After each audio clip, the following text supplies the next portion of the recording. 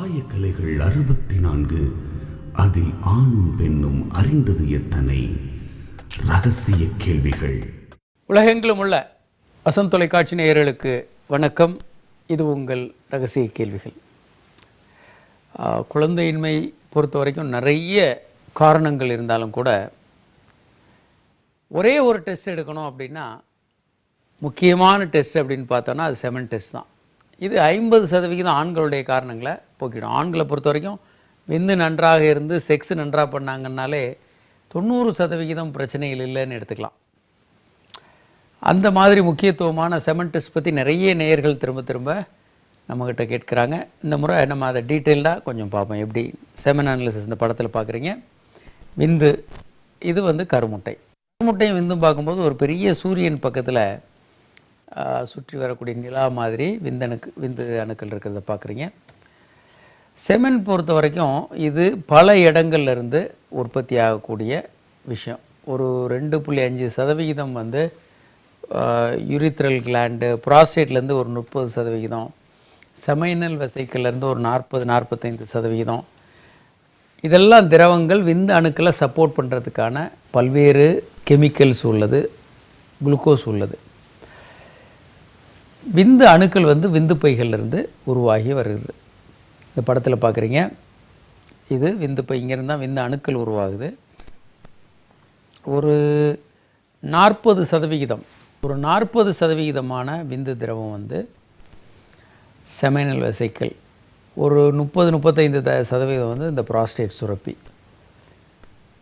மற்ற சின்ன சின்ன பல்போ யூரித்ரல் கிளாண்ட் இந்த மாதிரியான சுரப்பிகள்லேருந்து கொஞ்சம் கொஞ்சமாக திரவம் வருது.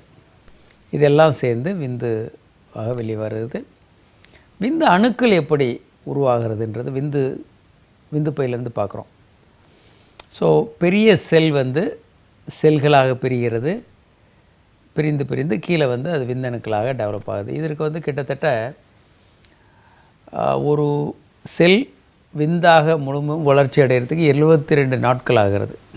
அதில் நிறைய ஹார்மோன்கள், எஃப்எஸ்ஹெச் என்ற ஹார்மோன், எல்ஹெச் என்ற ஹார்மோன், பல ஹார்மோன்கள் பல்வேறு நிலையில் அதுக்கு உதவுது.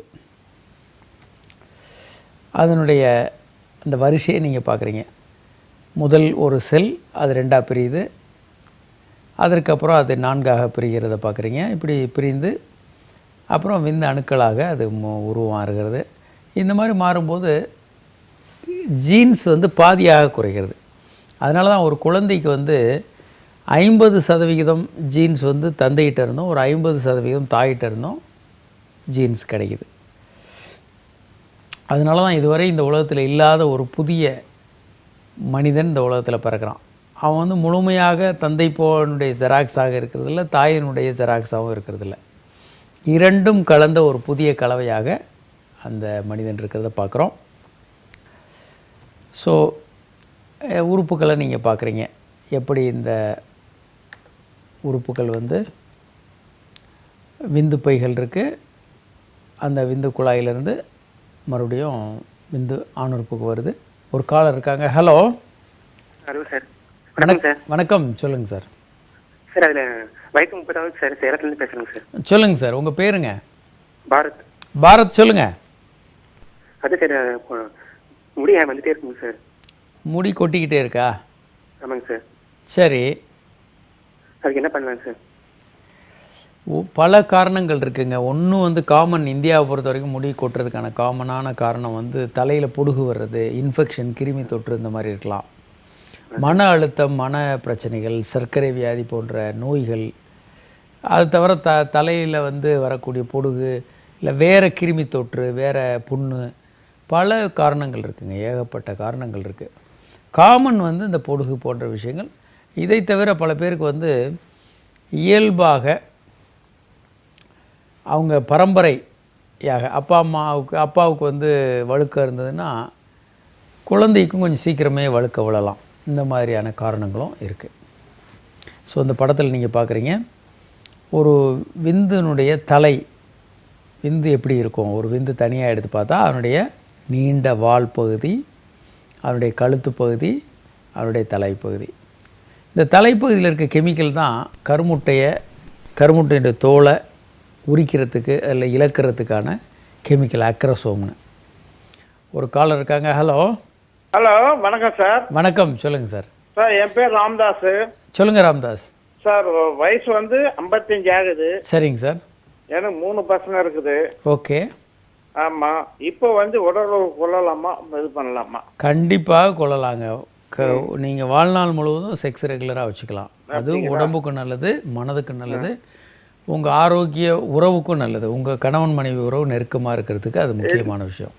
இல்லை, பல முறை எது சொன்னாலும் கேட்கவே மாட்டேன்றா.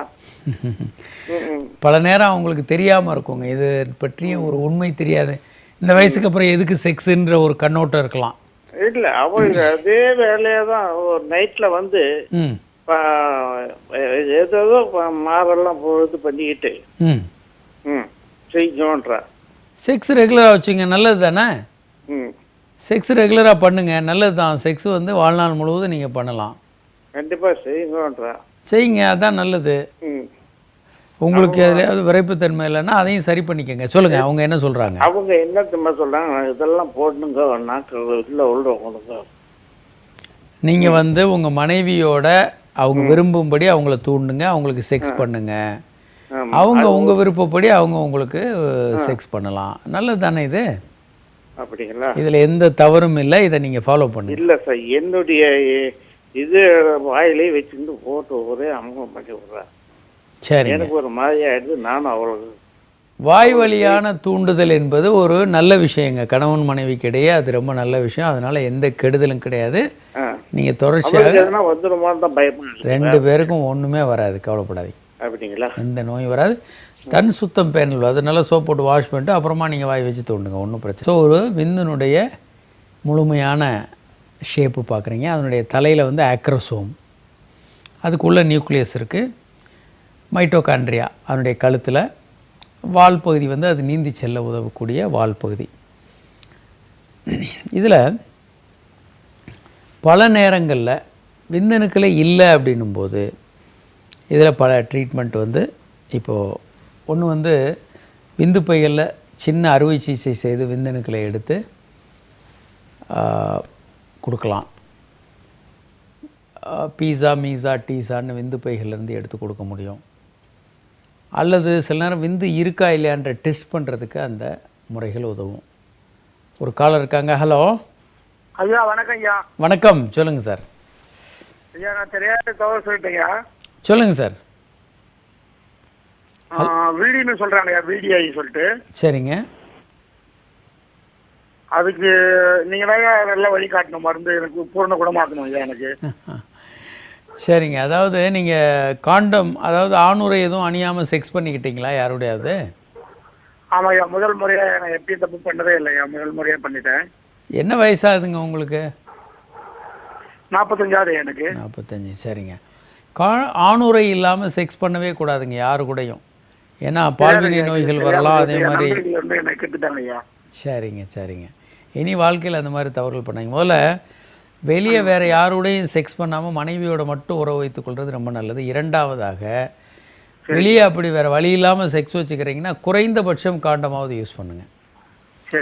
இப்போ வந்து நீங்கள் பால்வினை நோய்களுக்கு ஸ்பெஷலிஸ்ட் இருக்காங்க. அவங்கள நீங்கள் பார்த்தீங்கன்னா இந்த உங்களை முதல்ல பரிசோதிக்கணுங்க. சில என்னென்ன பிரச்சனைகள் இருக்குது, ஏதாவது ஆணுறுப்பில் புண்ணு இருக்கா, இல்லை வேறு ஏதாவது நோய்கள் இருக்கான்னு பரிசோதிப்பாங்க. தேவைன்னா சில மருந்துகள் கொடுப்பாங்க, டெஸ்ட்டுகளும் எடுப்பாங்க. எடுத்தாங்கன்னா உங்களுக்கு என்ன பிரச்சனைகள் இருக்குது என்னென்னு தெரிஞ்சிடும். அதை வந்து முழுமையாக நீங்கள் குணப்படுத்த முடியும். ஒன்றும் கவலைப்பட வேண்டாம். ஹெச்ஐவி, அதை தவிர ஹெர்பிஸ் என்ற ஒரு நோய் இருக்குது. இந்த அக்கி, ஆணுறுப்பில் வரக்கூடிய அக்கி, இந்த விஷயங்களை குணப்படுத்த முடியாது. மற்ற எல்லா விஷயங்களையும் குணப்படுத்த முடியும்.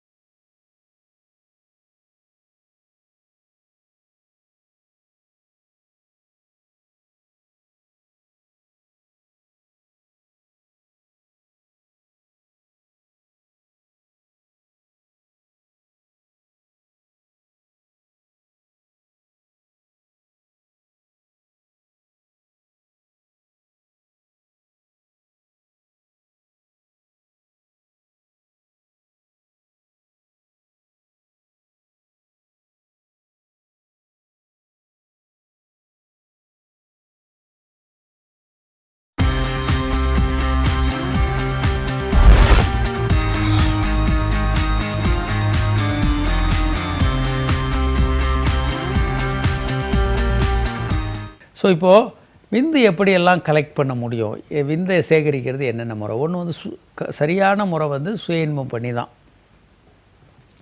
அப்படி தான் எடுக்கணும் விந்தணுக்களை, விந்து திரவத்தை. சில பேரால் அது முடியவே முடியாது, தாம்பத்திய உறவு பண்ணி தான் எடுக்க முடியும். அவங்க என்ன பண்ணலான்னா, இதுக்கான ஒரு காண்டம் இருக்குது, விந்து எடுக்கிறதுக்கான காண்டம். ஆர்டினரி காண்டம் போடக்கூடாது, ஆர்டினரியான நிரோத் போன்ற ஆர்டினரி காண்டம் யூஸ் பண்ணக்கூடாது, ஆணுரை யூஸ் பண்ணக்கூடாது. ஏன்னா இந்த ஆணுரையினுடைய உட்பகுதியில் விந்து கொல்லி திரவம் இருக்கும், அதனால் விந்தணுக்கள் அழிஞ்சு போகிறதுக்கு வாய்ப்பு இருக்குது. அதனால் அந்த திரவங்களை யூஸ் பண்ணக்கூடாது. ஒரு காலர் இருக்காங்க. ஹலோ சார், நான் மோகன் பேசுகிறேன் சார், திருச்சியில் இருக்கு. சொல்லுங்கள் மோகன். சார், ஒரு 1 year பிஃபோர் அன்சேஃப் செக்ஸ் வச்சுக்கிட்டேன். அதாவது ஆஃப்டர் 6 months ஒரு தடவை டெஸ்ட் பண்ணேன் சார், ஆன்டிபாடிஸ்க்கு நெகட்டிவ் வந்துருந்துச்சு. சரி, இது வந்து எத்தனை % நம்பலாம் சார்? அதாவது செக்ஸ் பண்ணி 1 year கழித்து டெஸ்ட் பண்ணீங்க. ஒன்ஸ் 6 months அப்புறம் 8 months அப்புறம் எல்லாம் நெகட்டிவாக தான் வந்தது. நெகட்டிவ். சரிங்க, 8 monthsக்கு அப்புறம் நீங்கள் டெஸ்ட் பண்ணி நெகட்டிவ்னு வந்தால் நீங்கள் நெகட்டிவ்னு எடுத்துக்கலாம். இதை நீங்கள் 99% நம்பலாம், ஒரு பிரச்சனையும் இல்லை. ஓகே சார், ஒன்றும் கவலைப்படாதீங்க. ஓகே. அதுக்கப்புறம் வராதா? சொல்லுங்கள். சார், அது இடுப்புல வந்து பெல்ட் போடுற இடத்துக்கு வந்து ஒரு மாதிரி படை மாதிரி வந்தது. அதுக்கும் செக் பண்ணேன். சரி, அது செக்ஷுவலி டிரான்ஸ்மிட்டட் டிசீஸ் இல்லைன்னு சொன்னாங்க. சரி, 2-3 டெர்மட்டாலஜிஸ்ட் செக் பண்ணேன் சார். 6 months வந்து 6 months அது அப்படியே இருக்குது. சரிங்க. சில நேரங்க இந்த மாதிரி ஒரு பயம் வர ஆரம்பிச்சதுன்னா, அரண்டவன் கண்ணுக்கு இருண்டதெல்லாம் பேயின்ற மாதிரி உங்களுக்கு வந்து வெனிரோஃபோபியான்னு வந்துடும். எனக்கு HIV இருக்குது, எனக்கு பால்வினை நோய் இருக்குன்னு பயந்து போயிட்டவங்களுக்கு நார்மலாக உடம்புல பார்க்கக்கூடிய பல்வேறு விஷயங்களையும் பால்வினை நோயில் HIV அடையாளம்னு எடுத்துக்கிட்டு பயந்துக்கிட்டே இருப்பாங்க. இந்த மாதிரி நீங்கள் பயப்பட தேவையில்லை, கவலைப்பட வேண்டாம். சரி, இப்போ வந்து ஒன்று சுய இன்பம் பண்ணுவது, 2வது காண்டம் யூஸ் பண்ணுறது, 3வது வந்து செக்ஸ் பண்ணிவிட்டு விந்து வரும்போது எடுத்து கண்டெய்னரில் கலெக்ட் பண்ணலாம். இது வந்து டெஸ்ட் பண்ணுறதுக்கு பரவாயில்ல. சில நேரங்களில் இதில் மிஸ் ஆகலாம். நீங்கள் முதல்ல வரக்கூடிய 2 சொட்டுகளில் தான் விந்தணுக்கள் நிறைய இருக்கும். ஸோ நீங்கள் செக்ஸ் பண்ணிகிட்டு இருக்கும்போது டக்குன்னு நிறுத்தி ஒரு 2 சொட்டு உள்ளே போயிடுச்சுன்னா மீதம் கலெக்ட் பண்ணுற விந்தணுக்கள் வந்து ரொம்ப குறைவாகவோ இல்லாமலோ இருக்கலாம். அடுத்து விந்து பையிலிருந்து ஊசி மூலமாக விந்தணுக்கள் எடுக்கலாம், டீசா என்ற முறையில், டெஸ்டிகுலர் ஸ்பெர்ம் எக்ஸ்ட்ராக்ஷன் என்ற முறையில் நீங்கள் எடுக்கலாம். இந்த படத்தில் பார்க்குறீங்க டெஸ்டிகுலர் ஸ்பெர்ம் எக்ஸ்ட்ராக்ஷன் எப்படி பண்ணுறாங்கன்னு இப்போ நீங்கள் படத்தில் பார்க்குறீங்க. ஊசி மூலமாக விந்தணுக்கள் எடுக்க முடியும்.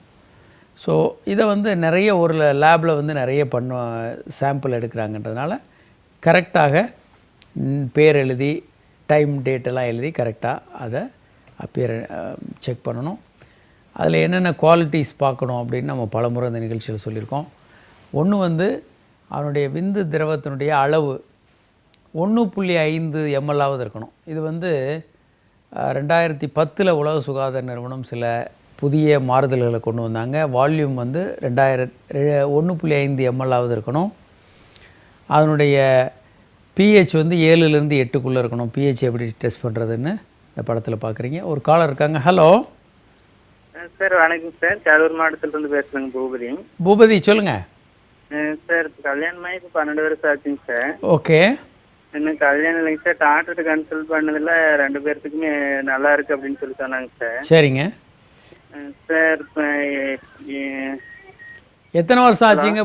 பூபதி எத்தனை வருஷம் ஆச்சு? 12 வருஷம் ஆச்சுங்க சார். அடையப்பா, நீங்கள் நல்லா இருக்குன்றதெல்லாம் நம்பாதீங்க.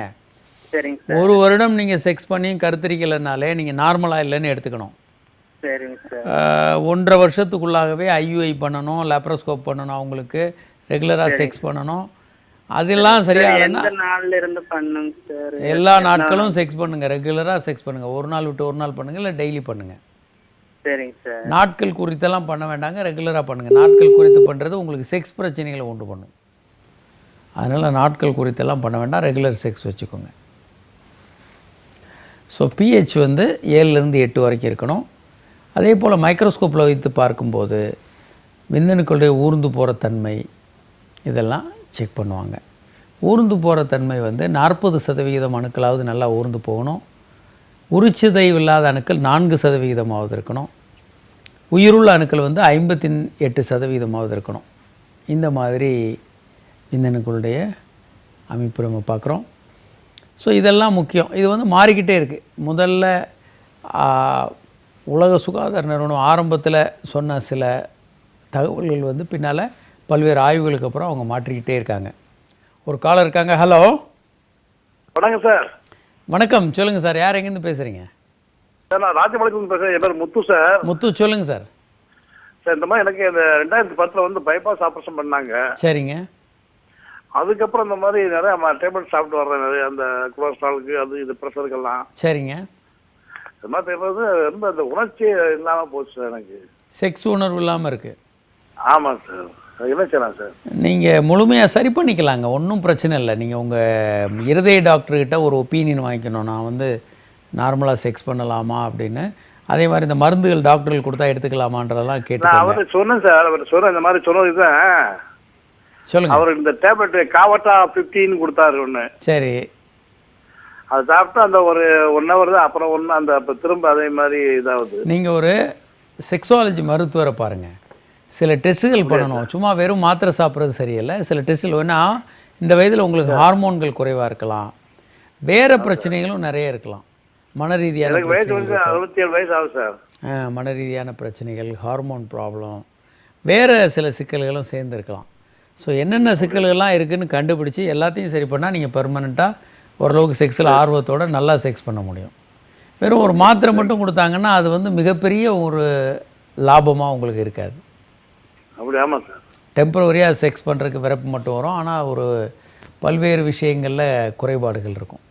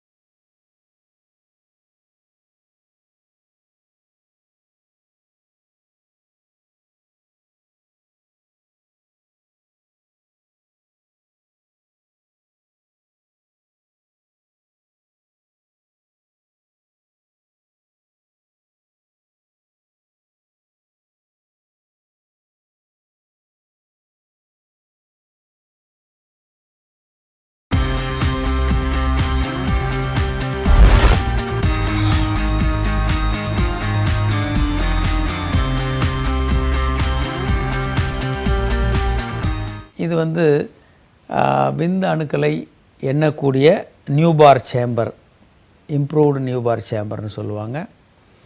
இதுக்கு பல்வேறு முறைகளில் விந்தணுக்களை எண்ண முடியும். அதனுடைய ஊர்ந்து போகிற தன்மையை கிரேட் 1, 2, 3, 4 அப்படின்னு சொல்லுவாங்க. விந்தணுக்களுடைய ஷேப்பு பார்த்திங்கன்னா நார்மல் எப்படி இருக்கும், இந்த படத்தில் முதல் படத்தில் காட்டுறதான் விந்தணுக்களுடைய நார்மல் ஷேப். நார்மலாக ஒரு எப்படி இருக்கும். இந்த இரண்டாவது படத்தில் நீங்கள் பார்க்குறீங்க பெரிய large head, global head, large head. மூன்றாவது வந்து மைக்ரோ ஹெட். இது மேக்ரோ ஹெட், இது மைக்ரோ ஹெட், சின்ன தலை உள்ளது. இதெல்லாம் நார்மல் இல்லை. இரட்டை தலை உள்ளது, 2 வால் உள்ள விந்தணு. அதே மாதிரி இதனுடைய இது கோனிக்கலாக ஒரு பின் ஹெட் உள்ள, பின் ஹெட்டுன்னு சொல்லுவாங்க, ஊசி போன்ற தலை உள்ளது. அதே மாதிரி கழுத்தில் வந்து கழுத்து பெண்டாகும் உள்ளது எல்லாம் பார்க்குறீங்க. இதெல்லாம் அப்நார்மல் ஸ்பெர்ம். இந்த ஃபஸ்ட்டு ஒன்று தான் நார்மல் விந்தணு. இதில் 4% அணுக்கள் மட்டும் நல்லா இருந்தால் கூட போதும், அது நல்ல சாம்பிள்னு எடுத்துக்கலாம். 100 விந்தணுக்களை எண்ணும்போது 4 அணுக்கள் நல்லா இருந்தால் கூட அது ஒரு நல்ல சாம்பிள் தான். இதில் படத்தில் பார்க்குறீங்க எப்படியெல்லாம் ஒரு அப்நார்மல் இருக்கும் அப்படின்னு. நார்மல் விந்தணு எப்படி இருக்கும், 2 தலை உள்ள விந்தணுக்கள், பெரிய தலை உள்ள விந்தணு, நார்மலோட பெரிய தலையாக இருக்கிறத நீங்கள் பார்க்குறீங்க. அதே மாதிரி உருச்சிதைவான தலை, சின்ன தலை, அதே மாதிரி டேப்பர்டாக இருக்குது, ஒரு ஊசி மாதிரி இருக்கிற தலை, தலையில் அப்நார்மாலிட்டி இருக்கிறத பார்க்குறீங்க. 2 வால் இருக்குது, சுருண்டு போன வால், அதே மாதிரி வால் இல்லாத தலைமட்டம், இந்த மாதிரி பல்வேறு மாறுபாடுகள் இருக்கலாம். அதே மாதிரி உயிருள்ள அணுக்களையும் உயிரில்லாத அணுக்களையும் சில டெஸ்ட்டுகள் மூலமாக கண்டுபிடிக்கலாம். ஒரு கலரிங் ஏஜென்ட் போடும்போது உயிருள்ள விந்தணுக்கள் வந்து கலரை ஏற்றுக்காது. ஏன்னா அதை ஏற்றுக்காது. இறந்து போன அணுக்களுக்குள்ளே கலர் ஈஸியாக போயிடும். கலரை ஏற்றுக்கொள்ளக்கூடிய அணுக்கள்லாம் இறந்து போனது, கலரை ஏற்றுக்கொள்ளாத அணுக்கள் வந்து உயிர் உள்ளதுன்னு எடுத்துக்கணும். இந்த படத்தில் பார்க்குறீங்க, மேலே இருக்கிறது கலர் இல்லாமல் ஒயிட்டாக இருக்குது, அது உயிர் உள்ளது.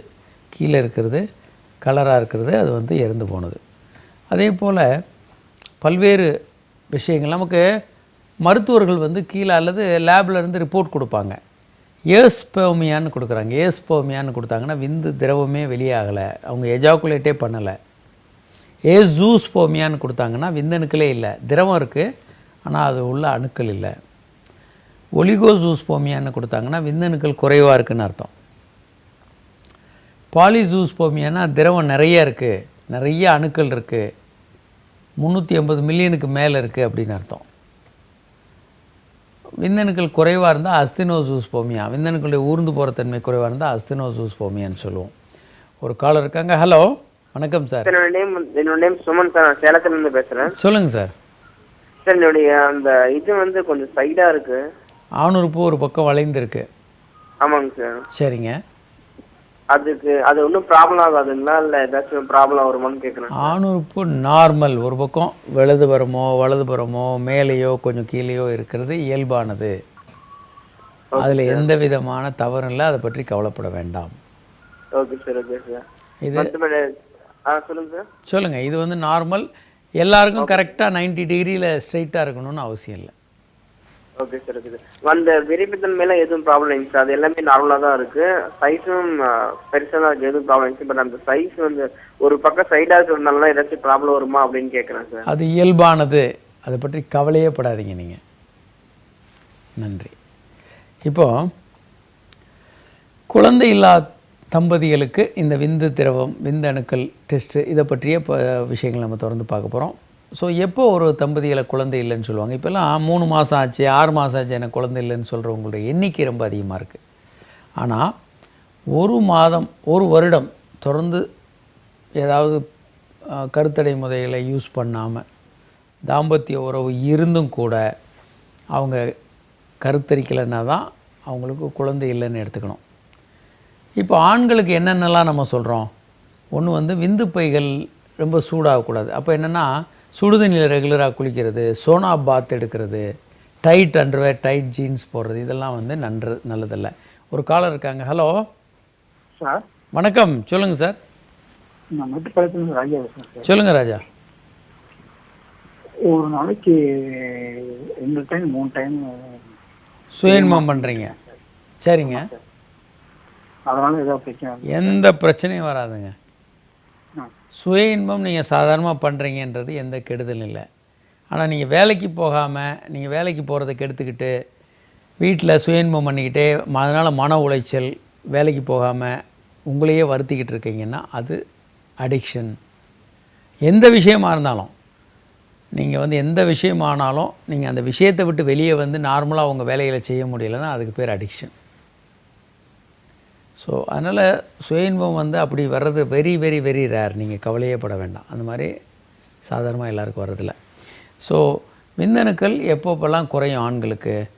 விந்து பைகள் சூடாக இருக்கும்போது. என்ன, சில விந்து பைகள் இறங்கே இருக்காது, வயிற்றில் உருவாகி இறங்கி டெலிவரி ஆகும்போது குழந்தை பிறக்கும்போதே கீழே வந்துடும். சில நேரம் அது வர்ற வழியில் நின்று போயிடுச்சுன்னு வச்சுக்கோங்க, விந்து பைகள் இறங்காமல் இருக்கும். 2வது, சிகரெட்டு பிடிக்கிறது விந்தணுக்களை ரொம்ப குறைக்கும். அடுத்து ஆல்கஹால் சாப்பிட்றது விந்தணுக்களை குறைக்கும்.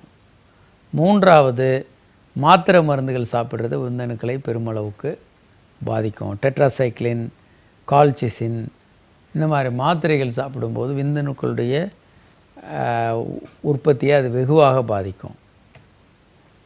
அதே மாதிரி பெண்களுக்கு என்னென்ன காரணங்களால் குழந்தையின்மை வரும்? ஒன்று வயது அதிகமாகிறது, மன அழுத்தம், உணவு சரியில்லாமல் சத்தில்லாத உணவு, இந்த ஹீமோகுளோபின் கம்மியாக இருக்குது, அனீமியா இருக்கிறது, இரத்த சோகை இருக்கிறது. அதே மாதிரி ரொம்ப அதிகமான வெயிட் இருக்குது, ரொம்ப குறைவாக வெயிட் இருக்குது. நான் சரியான வெயிட்டில் இருக்கணும் பெண்கள். சிகரெட் குடிக்கிறது, ஆல்கஹால் யூஸ் பண்ணுறது, பால்வினை நோய்கள் பெண்களுக்கு இருந்தால் அது வந்து குழந்தை பேரை வெகுவாக பாதிக்கும். அதே மாதிரி பல்வேறு பிரச்சனைகள், நீர்க்கட்டிகள், ஹார்மோன் ப்ராப்ளம், தைராய்டு ப்ராப்ளம், இது எல்லாமே பிரச்சனையை உண்டு பண்ணும். நவீன சிகிச்சை முறைகள்னால் என்ன? குழந்தையின்மைக்கான நவீன சிகிச்சை முறைகள். இந்த படத்தை பார்க்குறீங்க. நேச்சுரலாக கன்சீவ் ஆகலைன்னா நவீன சிகிச்சை முறைகள் என்னென்னலாம் பண்ணுறாங்க.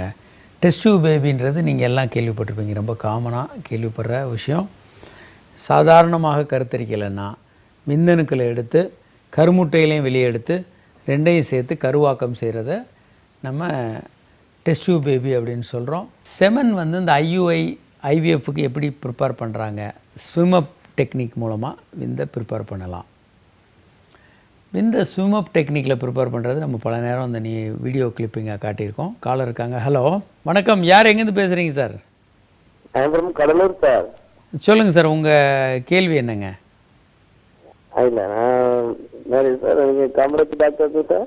நான் தான் பேசுகிறேங்க, சொல்லுங்கள் சார். இல்லை, நான் ஒரு 15 இயர்ஸ் முன்னாடி அந்த இனிய குடும்பம் அப்படின்னு ஒரு வீடியோ வந்து மெகசின் வச்சுருந்தேன் சார். அது இப்போ வருதா சார்? அது வர்றதில்லைங்க. அந்த ஆமாம், அந்த மேகசின்ஸ் எல்லாம் இப்போ வர்றதில்லை. அப்படிங்களா சார்? இப்போ வேற என்ன சார்? இப்போ வேற ஏதாவது ஃபேமிலி புக்ஸ் ஏதாவது இருக்கா? இந்த மாதிரி புத்தகங்கள் எல்லாமே தடை செய்யப்பட்டிருக்கு. இந்த மாதிரி புத்தகங்களே வர்றதில்லை. இனிய குடும்பம், இனிய தாம்பத்தியம், இப்போ நிறைய புத்தகங்கள் வந்தது ஒரு கட்டத்தில். இப்போ அந்த புத்தகங்கள் எல்லாமே தடை செய்யப்பட்டிருக்குங்க, வர்றதில்லை. ஈவன் இந்தியர்கள் எழுதிய முதல் புத்தகம் காமசூத்ராவே இந்தியாவில் வந்து தடை செய்யப்பட்ட புத்தகம், ஒரு செக்ஸ் புத்தகம் என்று. ஆனால் இங்கிலீஷ் வெர்ஷன் வந்து எல்லா ஈவன் ஏர்போர்ட்டில் எல்லாம் கிடைக்கும் உங்களுக்கு. அதில் 25 வெர்ஷன் இருக்குது, வெவ்வேறு வெர்ஷன் ஏர்போர்ட்டில் கிடைக்கும். ஆனால் அதுவே தடை செய்யப்பட்ட புத்தகம் தமிழில் அது கிடைக்காது. ஆபாச புத்தகம்னு தடை செய்யப்பட்டது. கொக்கோகர் எழுதிய கொக்கோகம் என்ற புக்கும் அதே மாதிரி தடை செய்யப்பட்டது. இன்னும் நிறைய விஷயங்கள் நம்ம தொடர்ந்து பேச போகிறோம். திறந்து இந்த நிகழ்ச்சியை பாருங்கள். இன்று இந்த நிகழ்ச்சியில் பங்கு பெற இயலாத வாசகர்கள் உங்கள் கேள்வியில் எங்களுக்கு SMS மூலமாக அனுப்பலாம். 7810077788 என்ற எண்ணுக்கோ 7305557788 என்ற எண்ணுக்கோ உங்கள் கேள்வியில் எங்களுக்கு SMS மூலமாக அனுப்பலாம். அல்லது hi@drkamarajhospital.com என்ற மின்னஞ்சல் முகவரிக்கு உங்கள் கேள்வியில் எங்களுக்கு மின்னஞ்சல் அனுப்பலாம். மீண்டும் நாளை சந்திப்போம். வணக்கம்.